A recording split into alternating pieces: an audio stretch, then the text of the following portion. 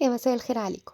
خلاص بقى يعني خلصنا رمضان وطلعنا من العيد كده واحنا مشتاقين للوصفات بتاعة النواشف بقى، ومعظمه يبقى اكل بره او تيك اواي، حاجات كده سهلة وسريعة. بسبب يعني اللحوم اللي احنا كلناها بقى في رمضان، فتحس كده ان احنا عايزين ناكل حاجة كده ايه، مختلفة شوية. احنا النهاردة عملنا مع بعض كده عجينة مناقيش تحفة. انا عملت بكوبايتين ونص دقيق كده 7 قطع من المناقيش تحفة يا جماعة، اقتصادية، ما خدتش اي حاجه، كل مكوناتها في البيت. فصدقوني فعلا يعني جربوها وهتعجبكم جدا. حلوه قوي زي بتاعت بره كمان واحسن. انا هنا معايا في بوله، معايا باكو خميره. اليوم اللي انا كنت بعملها فيه كان الجو برد شويه، فعادي يعني ان احنا الباكو مش كتير على كوبايتين ونص. انا نزلت باكل الخميره او معلقه كبيره من الخميره مع معلقه كبيره من السكر، قلبتهم كده مع بعض في حوالي يعني نص كوبايه ميه. بعدها كده نزلت بكوبايتين من الدقيق ومعلقه زبادي ورشه الملح، ويعني ايه شويه لبن كده صغننين، حوالي 3 معالق لبن. انا معايا اقل من ربع الفنجان زيت. هقسمه بقى على 3 مراحل. المرحله الاولى هحطها كده قبل ما اعجن، هبتدي بقى كده ان انا الم العجينه في ايدي. والمرحله التانية اول ما اخش في العجن احط ايه شويه زيت تانيين كده. بعد ما اخلص عجن خالص الفها بقى ايه كده بالزيت زي ما انتوا شايفين العجينه كده وطراوتها هشه وتحفه وجميله جدا يا جماعه.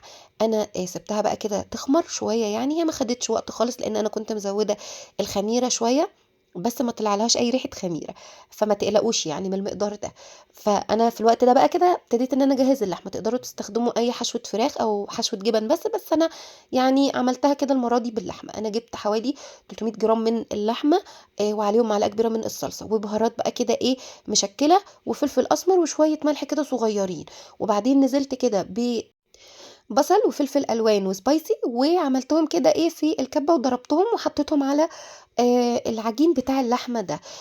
بعدها بقى حطيت شويه دبس رمان، هينقلها نقله تانية خالص بيخليها حلوه قوي. واهم حاجه كده نعجن فيها. انا كنت بصراحه في الوقت ده نسيت ان انا ينفع اضيف معلقه هريسه حمراء، او اللي هو دبس الفلافله زي ما بيقولوا. فحطيته معايا هنا وعجنت كده الخليط حلو جدا. اهوت انا بحطه قدامكم لان انا كنت نسيت احطه في الاول بصراحه، فافتكرت في الاخر، فمش مشكله يعني. خلاص كده بقى العجينه ارتاحت وبقت جميله جدا وهشة، وبصوا حاجة كده فظيعة. العجينة دي على فكرة تنفع لكل أنواع الفطاير يا جماعة، حلوة قوي. ابتديت بقى كده ان انا اكورها واسيبها كده على الرخامة ترتاح شوية، برضو لازم ترتاح شوية عشان تبقى سهلة التشكيل معايا. اهم حاجة ان انا اقطع الكور الفها في دقيق، لان العجينة يعني انا ممرقاها شوية، لان اما بنمرق العجينة شوية يا جماعة بتبقى هشة. فما تخافوش من الخطوه دي، المهم بس لفوها بالدقيق، وبعدين كده بالنشابه الصغيره ابتدوا افردوها واعملوا لها كده بوز من الناحيتين من فوق ومن تحت. بعدها بقى نجيب شويه كده من اللحمه وابتدي افردها واقفلها زي ما قلت لكم كده من الجوانب بالراحه. طبقه اللحمه بتكون رقيقة معايا، مش سميكة خالص، هي مش حواوشي. وعلى فكرة طعمها غير الحواوشي خالص، او حتى الحواوشي الاسكندراني، دي حاجة ودي حاجة. خلاص قفلتها كده من كل الجوانب.